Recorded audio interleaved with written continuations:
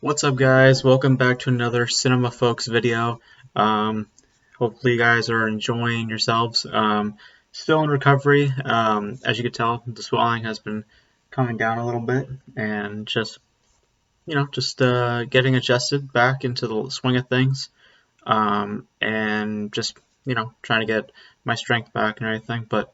Um, but I also wanted to take the time to do another collab video because I want to show off some of the new stuff that's going on with the channel. As you can tell, we have a new banner, a new logo, and just some new thumbnails also we're going to be using too. So it doesn't change the format and how I'm doing videos. I'm just dry talking pretty much. I'm still going to be doing a raw video. I'm not going to do any quick edits or anything just because I don't really I don't feel like I want to keep cutting my thoughts in and out. I just like to speak in the moment, just so you guys can just see how I'm forming my thoughts and all that stuff versus just cutting out stuff. I'd rather just speak it out in the moment. So, and there's been some stuff that's been happening recently that I feel the need to talk about. So let's just get into it. It's forgive me if I seem a little tired also because I'm recording this video late at night. So, but let's get into talking about some of the topics for today. So we really only have 3 topics today, but the first topic is pretty much going to take up this whole video because there is a whole bunch of stuff that came out from Vanity Fair in regards to some details regarding the Justice League production. Now, before I get into this topic, I am aware, at least for the past 3 years, I've been aware about the status of the Justice League Snyder Cut and all that stuff, as everyone else has been. I actually did an article. I used to be work for, well, it's not an official job, but it was like the high school journalism. I used to be the entertainment guy, so I used to do reports on all of the entertainment stuff. And I remember doing a lengthy article on the Justice League situation, and then like a year later following up on it with another article. So I'm pretty vetted on the knowledge of the Justice League stuff. But Vanity Fair had put out an article detailing pretty much Snyder's point of view and what had happened in regards to the creative process. So I'm going to be talking at length here for a moment. So bear with me because there's a whole lot of stuff that the Vanity Fair article had shared, and I'm just going to be reading out loud pretty much simple, even though it's a lot to talk about. I'm just going to pick through pretty much a few quotes, and then we're going to talk about, just what's been going on. So forgive me as I read for a long bit, but this is all coming out from Vanity Fair. So we're going to start off with this quote right here, which is, quote, "In late 2017, months after the couple cut ties with the superhero epic," the couple referring to Zack and Deborah Snyder, months after the couple cut ties with the superhero epic amid an increasingly a demoralizing battle with Warner Brothers, Deborah Snyder sat in a screening room on the studio lot alongside Christopher Nolan, one of the movie's executive producers, as well as the director of the Dark Knight trilogy. She braced herself as the lights went down. She went on to say, "It was just a weird experience," she says now. "I don't know how many people have that experience. You've worked on something for a long time, and then you leave, and then you see what happened to it." The article then goes on to say that the Snyders tried to keep going for 2 months after Autumn's death, Autumn being their daughter, as we all know. The Snyders had faced a tragedy in their family as the daughter had committed suicide. So they tried to move forward 2 months after her passing, finding solace, continuing on with the quote, finding solace in finishing Justice League. But by then, the situation with Warner Brothers had imploded. The official story was that the Snyders were voluntarily leaving the movie due to their family tragedy, and that Zack had handpicked Whedon to complete the movie he had planned. Only half of that was true. The article goes on to say that the studio gave Snyder all the power to go anywhere he chose with its most valuable characters, and he always went somewhere other than what they wanted, the director says. Still, to his credit, all the recent DC films have used Snyder's universe as a foundation, even Suicide Squad and Birds of Prey, which takes place in his version of Gotham City. The upcoming Flash film will connect all the disparate DC films by retconning through multiple universes, with Michael Keaton's Batman appearing alongside Affleck's. The article then goes on to detail that the, quote, harsh reviews for Batman v Superman demolished WB's confidence in Snyder. Even the director's champions, like production head Greg Silverman, were worried. Now, going into the details in regarding to the Justice League production, quote, in 2016, as principal photography got underway on Justice League in the United Kingdom, rumors percolated that Snyder had been fired from the film. That didn't happen. But Warner Brothers' then chairman and CEO, Kevin Tsujihara, did assign watchdogs in the form of DC Entertainment creative chief Jeff Johns and WB co-production head John Bird. The edict was clear. At least one of them had to be on the set every day.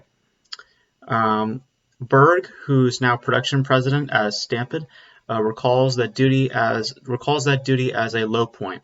It was really tricky and not a position that I loved, to be honest, he says.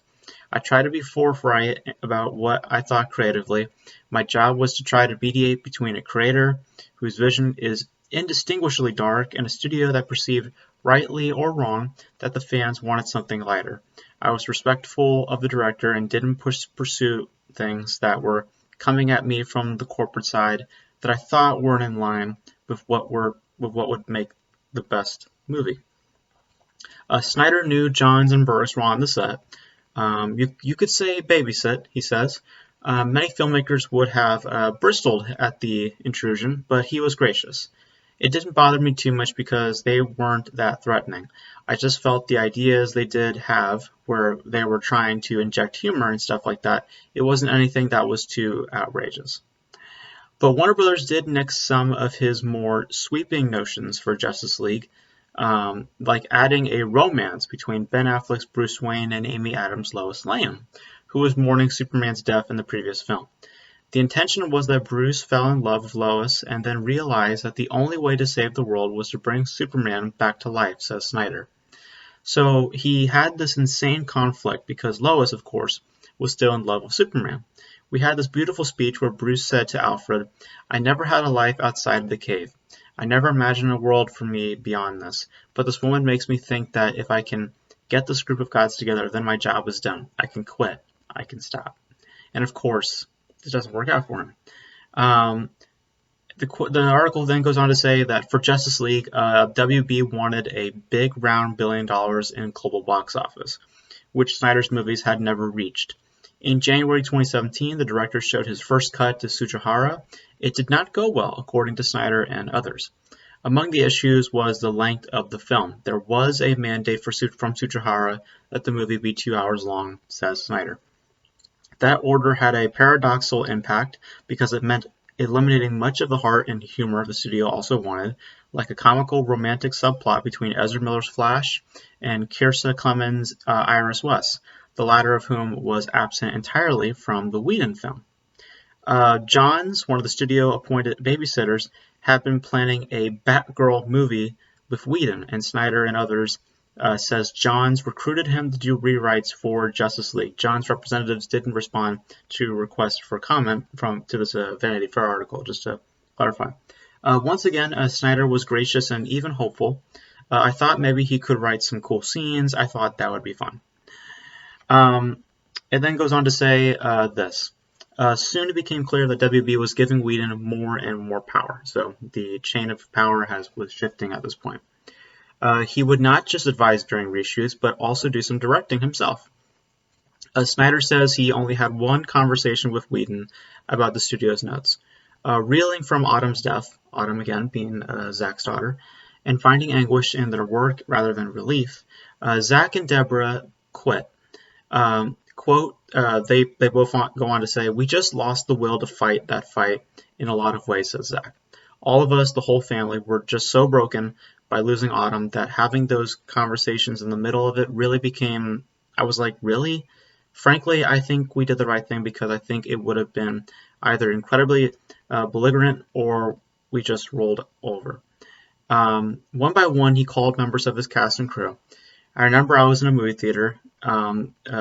Coincidentally, coincidentally enough, Ray Fisher said on the set of Snyder's reshoots last fall. This is Ray Fisher talking now. I was walking into the AMC right into Times Square, and I got the call from Zack, and he was saying that he had to deal with stuff with the fam, and he was having to step away. I had a trillion questions, and my heart sank.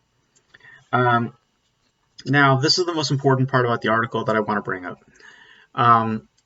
Quote, worst of all for Warner Brothers, Whedon didn't actually save the movie. When we got to see what Josh actually did, it was stupefying, says a studio executive who requested anonymity. So they, anonymity. So this is anonymous studio executive. He goes on to say, this anonymous studio executive, that the robber on the rooftop, so goofy and awful. The Russian family, so useless and pointless. I mean, everyone knew it. It was so awkward because nobody wanted to admit it. What a piece of shit it was. It's coming from a studio executive. More on that later. But further quote, another quote that's important is this. After their private screening of the Whedon cut, Nolan and Deborah Snyder emerged into the light with a shared mission. They came and they just said, you can never see that movie. Zack Snyder says during lunch at his Pasadena office. Now, further along, the last bit that I want to bring up is this. Quote, initially, says Snyder, Warner Brothers just wanted to release the raw footage on his laptop. I was like, that's a no. That's a hard no, he says. And they're like, but why? You can just put up the rough cut. Snyder didn't trust their motivations. I go, here's why. 3 reasons. 1, you get the internet off your back, which is probably your main reason for wanting to do this. 2, you get to feel vindicated for making things right, I guess, on some level. And then 3, you get a shitty version of that movie that you can point at and go, see, it's not that good anyway, so maybe I was right. I was like, no chance. I would rather just have the Snyder Cut be a mythical unicorn for all time. Snyder estimates that it cost around $70 million to undo Whedon's redo. For that, HBO Max gets 4 hours of hotly anticipated programming and the Hollywood comeback story of a lifetime. Snyder himself gets nothing. I'm not getting paid, he says. He was paid the first time, of course. This time he wants creative control, and foregoing a fee helped. I didn't want to be beholden to anyone, and it allowed me to keep my negotiating powers with these people pretty strong. So that was a mouthful to read. That was a lot to read. So there's a couple of things that we learned from this article that I want to bring up. A couple of things, mainly 6 things that we're going to talk about.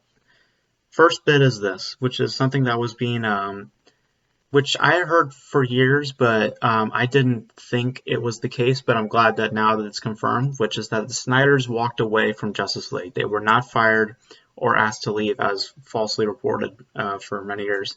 So they have walked away from it, of course, due to the tragedy of their daughter. And I'm glad that the studio didn't fire them, because if they fired them, that would have not been, that would have been very bad.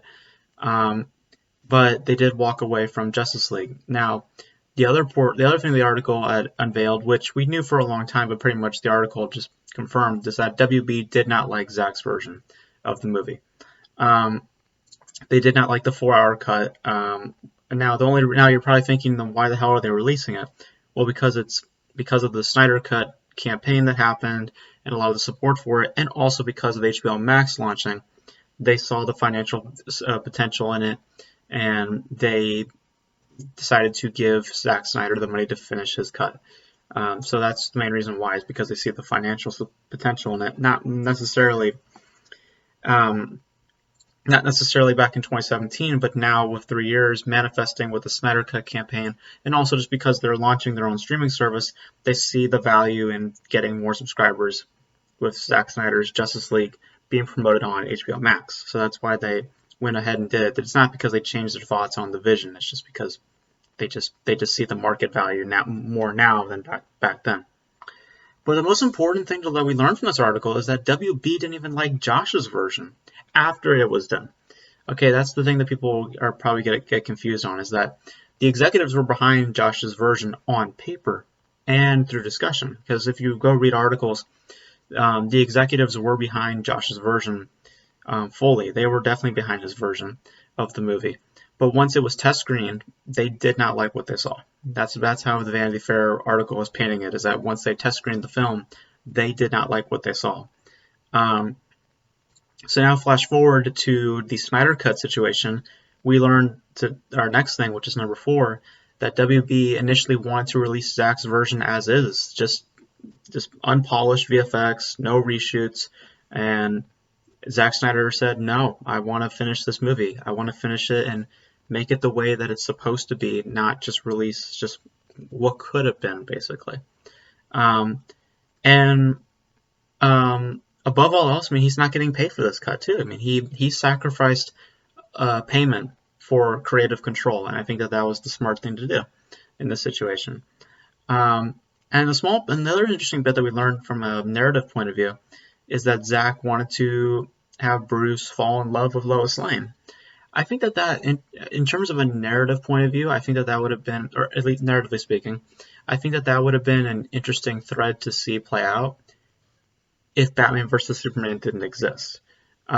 Because with Batman vs. Superman existing, and now you're leading into Justice League, it just doesn't lead anywhere for those characters or for that thread in general. So I get why WB said no on that, because it really just doesn't really make much sense.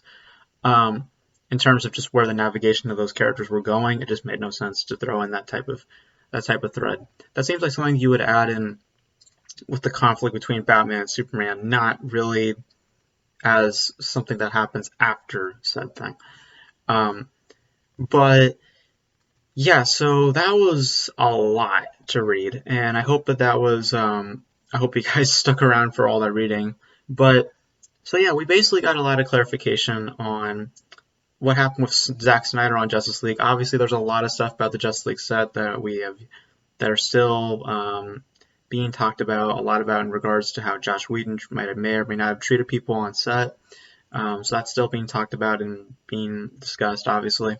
We'll probably know in years' time, what probably happened on the set. But at least we know now more or less what happened to the Snyders and their experience with Justice League, which it's a personal thing for them. It's a personal thing for them. And I think the article mentions that there's a song, the Hallelujah song, apparently is going to be embedded into the film, and also the film is dedicated to their daughter, obviously, and that any of the profit made off the film goes to the Suicide Prevention Awareness organization, which is amazing.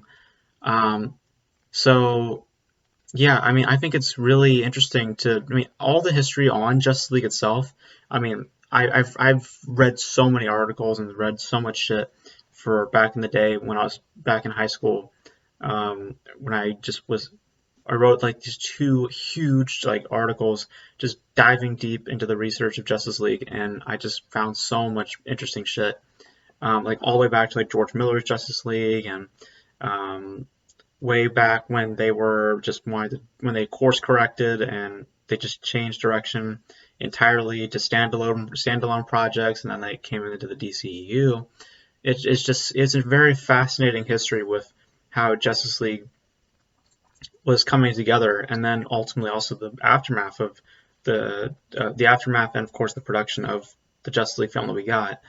It's all interesting stuff, and it just fascinates me to see all the pieces come together and seeing what the story was. And a lot of the stuff that the article paints is stuff that we've already known. We knew for a fact that WB did not like Zack's version of the movie. We knew that.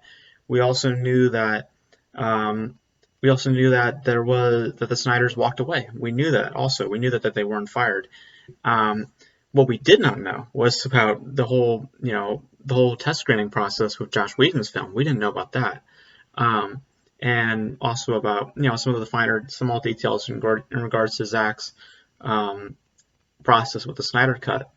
Um, it's a very fascinating read, and I'm interested to know more about it. I mean, because the research I did on Justice League back then, there's some interesting stuff that happened, um, like involving like the writer's strike with the George Miller's Justice League, and um, just a whole bunch of interesting stuff. I feel like doing a video on it because I have all that research, I have all that stuff, so I just would love, maybe I can just do a video on talking about like the history of Justice League getting made.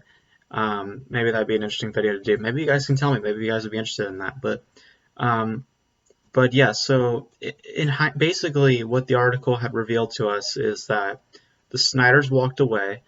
Josh came in, and he was given a lot more control, as we knew for many years, and his version was not met well. And Zack was then given the chance to do his version of the movie, and he was, through a sacrifice of not getting paid, was handed creative control over his cut of the movie. So it's a very interesting story, and I'm happy, at least from a creative standpoint. I'm very happy that Zack has complete creative control over his project. Quality wise, we'll see. I mean, we'll talk later once the films come out, how quality wise that film is done. I still have my trepidations, but we'll see. But yeah, it's a very interesting story. I might do a video on the Justice League history because there's so much stuff on it. There's like so much stuff on that film. Historical wise, like there's so much history way back from like 2004, 2003. So maybe I'll do that video one day. Who knows? But yeah, so that's pretty much the bulk of today's collab, is the Justice League production details that were released from Vanity Fair. Now we're going to transition into a couple of other things in regards to the status of movie theaters. Now, I'm not 100% vetted on the status of the coronavirus outbreak, so I cannot say anything. But I'm obviously aware of the vaccines being distributed. Well, it looks like one of the highest places for the coronavirus, at least at the beginning of the stages, New York City. It looks like their theaters are going to be reopening in March. So Variety has put out the story, a quote saying that after nearly a year of closures, New York Governor Andrew Cuomo, if you can say his name, has given theaters in New York City permission to reopen at limited capacity starting on March 5th. During his daily press briefing, the Empire State Leader said cinemas in the city will be permitted to operate at 25% capacity with no more than 50 people. Moreover, other safety measures such as masks, social distancing, and heightened sanitizing measures will be required. Last October, New York venues outside the city were allowed to reopen with similar restrictions. So basically, pretty much the same situation that it is here in California. The capacity is going to get stripped down quite a bit, and they're going to be, of course, pushing safety measures, which I said for a long time that this is how I think that you start to ease back into a healthy theater industry, and I think this is all good news. I'm happy to hear that theaters are starting to reopen again. Obviously, with the coronavirus outbreak, we'll see what happens in months' time. I mean, anything can happen. So, but yes, it's exciting to hear the theaters are going to come back, and I am looking forward to hopefully seeing some films in theaters, and we'll see what happens. So I'm excited. I'm excited to hear that we're finally getting that. I'm curious. And the only thing I will say about the New York theaters thing is that it is funny to know that it will be at 25% capacity, allowing like 50 people. I'm not sure what that means. Does that mean like 50 people in an auditorium? Probably not. They're probably saying like 50 people in general are allowed to go into the theater. Which, if that's the case, that makes perfect sense to me. If it's 50 people per auditorium, that's weird. But I'm pretty sure that they mean 50 people in general can get into the theater. I don't think that they're going to allow like hundreds of people in there. No, they're not going to do that. I think that they're going to allow like maybe 50 people at a time to go into the theater. My question is, if that is the case, how does that impact um, scheduling? How does that impact scheduling out your movies and showtimes? Like, how does that impact all that stuff? And how does that impact, like, let's say I have a movie at 9:15, but there's already 49 people or already 50 people in the theater, and my movie starts in like 3 minutes. Am I gonna have to? Are they gonna map out times accordingly where they can get the next batch of people in there, or are they just kind of just wing it? You know what I mean? See how it goes, because that will be interesting to see. Because if your max capacity is going to be 50 people in general in that theater, it's going to be very interesting to see how they disperse all those people throughout the theater, and more or less how that impacts showtimes and scheduling and all that stuff. So that's going to be very, very interesting. And I'm wondering if that's going to also translate to over here in California. So, because as far as I know, Regal is still closed. At least to my knowledge, Regal is still closed.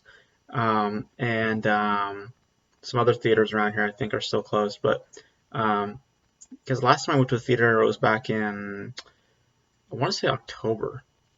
I want to say like October. I know I saw Tenet in theaters. The last movie I saw in theaters, I believe it was The Personal History of David Copperfield. I think that was the last film that I saw in theaters. I really like that film, by the way.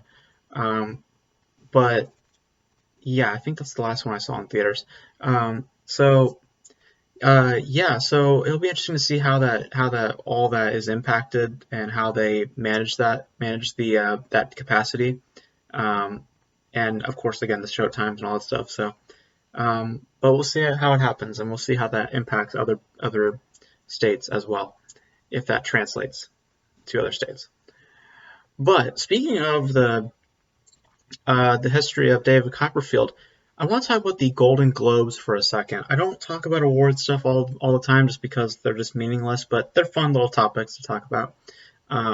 So I just figured, hey, let's just talk about the Golden Globes, because the Golden Globes are coming soon. I believe they're on the 28th, at least when the show I think is coming. I just want to run down just very quickly my predictions for the Golden Globes, what I think is going to win and what I think should win, and just go through each category rather brief here because I'm not going to go at length. So let's start off with the motion picture categories. There are 4 of them. First one is the drama category. We have The Father, Mank, Nomadland, Promising Young Woman, and The Trial of the Chicago 7. In terms of what I think will win, I think Nomadland's going to win. I think it's going to sweep, actually. And I think the one that should win is The Trial of the Chicago 7. That's just my personal pick. I think Nomadland, to reiterate, Nomadland was a visual marvel. I mean, it is a gorgeous looking movie. I think Frances McDormand is also quite good in it. I just wasn't as attached to it as a lot of other people were. I found the editing to be very choppy and very distracting, and it really took away my experience of watching it.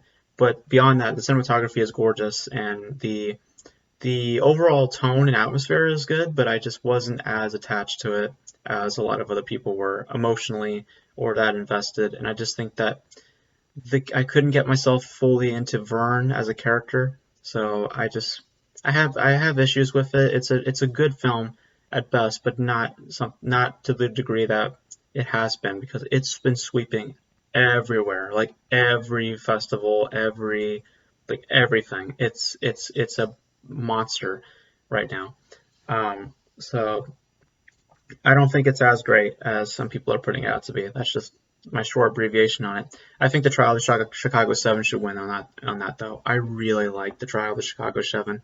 And of those 5, I've only seen 4 of those. I haven't seen The Father yet, so I would say The Trial of the Chicago 7 would be my pick.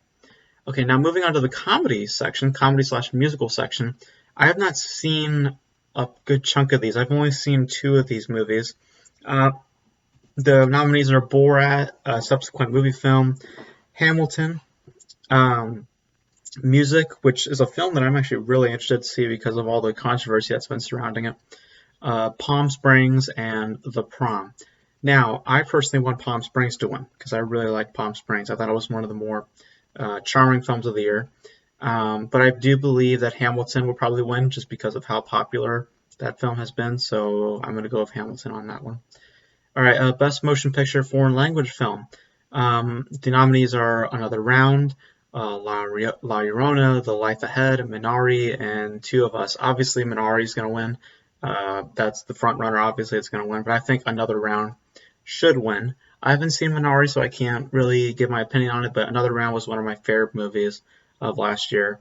It was in my top 5, I think. So love that movie. So maybe Minari will be better, but right now that's my pick.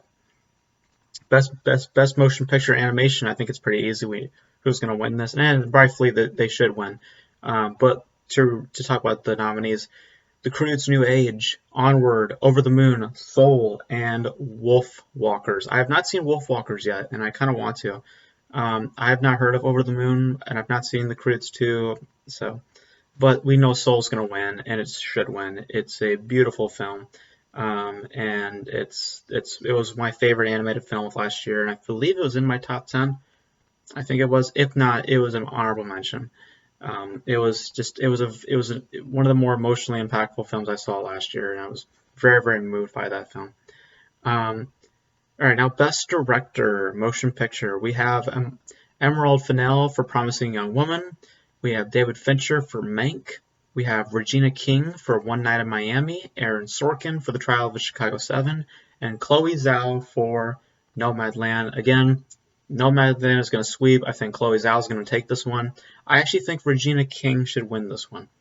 I really do. I think Regina King should win this one. Her directorial debut was great. She had a great directorial debut. It was a little stagey at points, but that's also the point as well. So I think I would pick her for this one. David Fincher was good, but I wasn't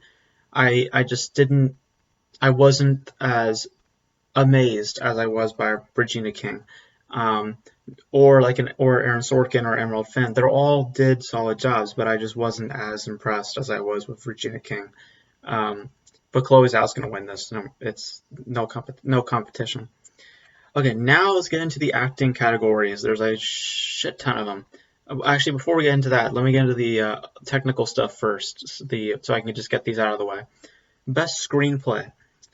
We have Promising Young Woman, Mank, The Trial of the Chicago 7, The Father, and Nomadland. I actually think The Trial of the Chicago 7 is going to win this one, and I think it should win this one. It was one of my favorite screenplays of last year.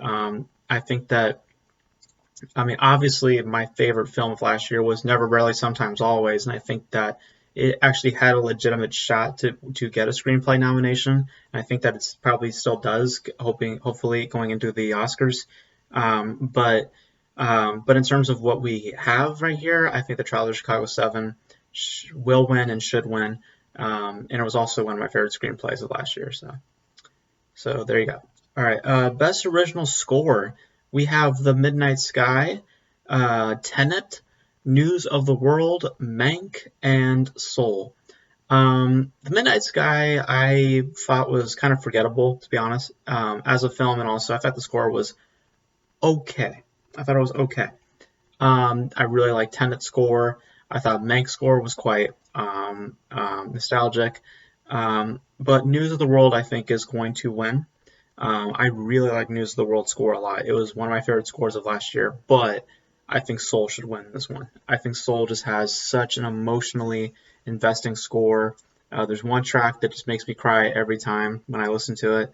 I forget the name of it, but it has so much soul, to put it lightly. But News of the World, I think, is going to win this one, but I think Soul should win. All right, best original song. We have "Fight for You" from Judas and the Black Messiah, not Mache, as I said in my review. "Hear My Voice" from The Trial of Chicago 7. IOC or Scene from The Life Ahead. "Speak Now," One Night in Miami, and then Tigress and Tweed from the United States versus Billie Holiday.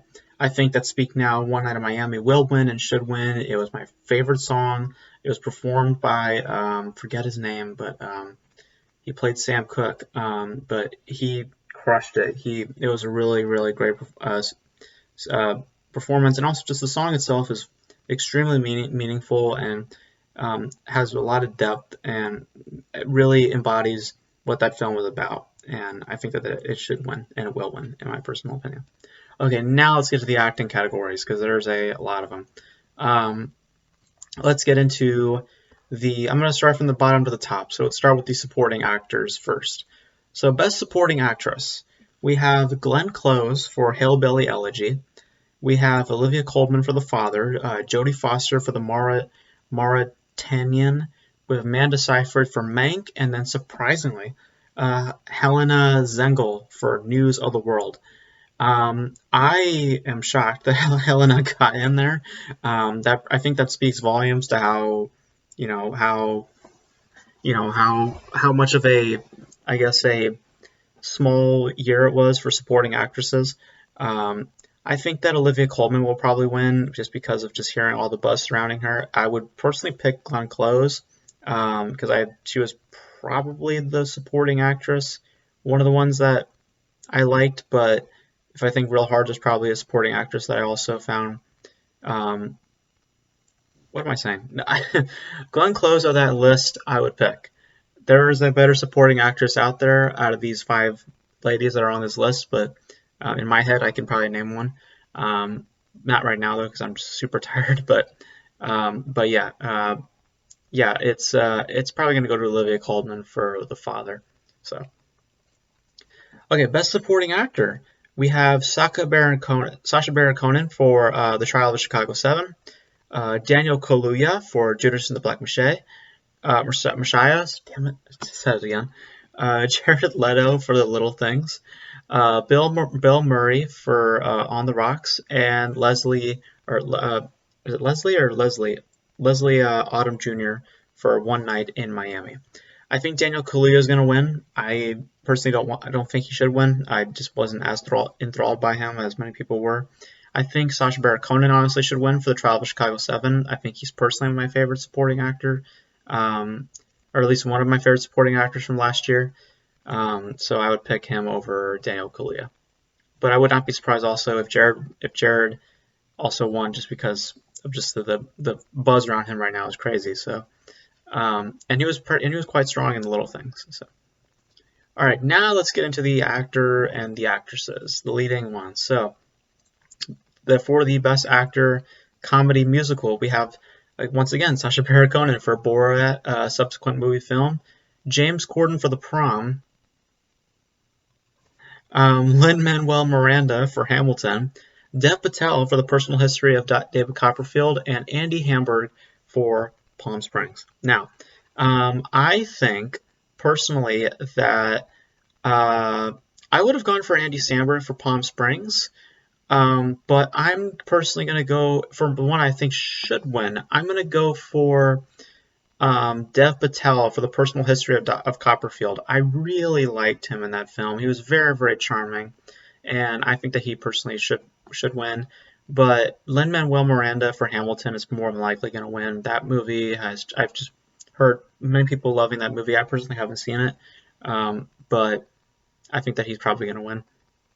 James Corden for The Prom, though. I mean, I'm sorry, but that when I heard him, he was nominated, I was just like, again, it's all subjective, but when I heard him, I was just like, it's fine at best. But again, this is also the Golden Globes, so the Golden Globes, in terms of if you're looking at an awards season, the Golden Globes hold the least amount of merits, so they don't hold much to Oscar consideration or anything. If you want to see what's really going to get nominated in terms of an acting category, look at the SAG Awards or Critics' Choice Awards. Those will tell you what's going to get nominated for the Oscar, um, not the Golden Globes. But again, this is still just fun stuff to talk about. So, but yeah, so the Best Actor one, yeah, I think it'll be Lin-Manuel Miranda. Now for Best Actress, we have Maria Bakalova, I don't know how to say that name, for Borat subscript movie filmed. We have Kate Hudson for music, Michelle Pfeiffer for French Exit, which I saw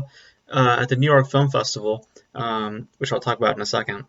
Rosamund Pike for I Care a Lot, and Anya Taylor-Joy for Emma. Um, Now, I saw Michelle Pfeiffer in French Exit. French Exit, I'm sorry, it's not a good movie. I know people really like that film. When I saw it at the New York Film Festival, the reactions were very um, disappointing, to say the least. And mine were my review of it. At least I did a review of it on Letterboxd. Yeah, I remember not liking it. It was awkward in all the wrong ways, and I thought the performances were just so annoying and annoying, and the characters are meant to be likable, but they're just so annoying, and you just don't get behind them at all. And I just didn't find myself really loving the characters, and for that, I just found myself not being engaged with the performances as well. So I just that's just my personal opinion. I think Maria is going to win though for Borat. I've heard a lot of things about her in particular in Borat, so I think she's probably going to win. I would personally pick Anya Taylor-Joy for Emma because that's the only other film that I've seen on this list. I thought she was fun in that, but I think Maria is probably going to win. So.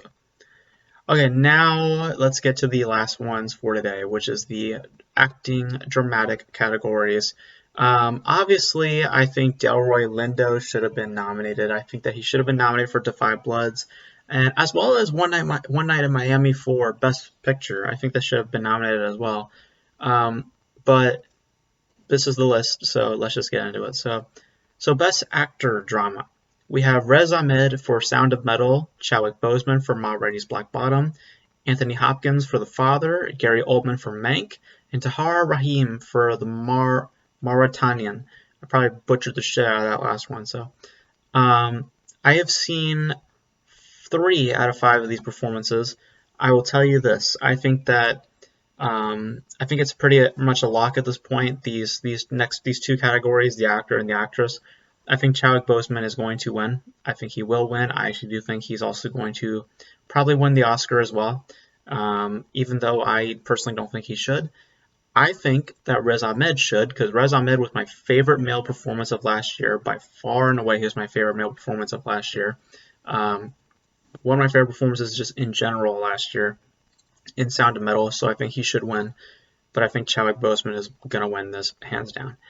So I think there's no debate on that one. Now let's get into the last one. Best Actress Drama. We have Viola Davis for Ma Rainey's Black Bottom, Andra Day for The United States versus Billie Holiday, Vanessa Kirby for Pieces of a Woman, Frances McDormand for Nomadland, and Carey Mulligan for Promising Young Woman. Obviously, once again, Nomadland is going to sweep. Frances McDormand is going to win this one. She's probably going to win her 3rd Oscar. And personally, out of that list, I would say Carey Mulligan. I really liked her in Promising Young Woman. Is she my favorite actress from that year? Absolutely not. I still give that to Sydney Flanagan and Never Really Sometimes Always. She was just incredible in that movie, and I'm super sad that she's not getting, more buzz for that film. She's getting obviously recognition elsewhere, but I really wish that she was getting recognition here, and wish for the Oscars obviously, but she's just not going to. But yeah, Frances McDormand is going to win, and Carey Mulligan. I think that pretty much Vanessa Kirby, Frances McDormand, Viola Davis, and Carey Mulligan, I think that they're pretty much locks for getting nominated this year in terms of the Best Actress category. So, but beyond that, I think that's pretty much it. I think that's pretty much it for my thoughts on everything on the Golden Globes. And that's pretty much it for my thoughts in general for this collab video. So we talked about Justice League, we talked about the Golden Globes, and we talked about the New York theaters reopening. you guys let me know all your thoughts in the comment section below. Let me know your guys' thoughts about this new format, the new thumbnail, the new look for the channel.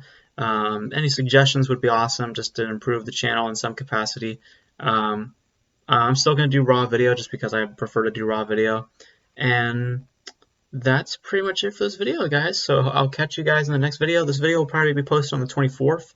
And if any new topics get brought up, I will talk about them. I'll try to get caught up with some movie reviews when I can. And beyond that, that's pretty much it for this video, guys.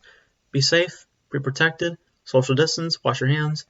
We'll get through this together, and I will catch you guys next time. My battery's about to die, so I'll let you guys go. Have a good night. It's 2:30 in the morning. God damn it, I need to go to sleep. So I'll catch you guys next time.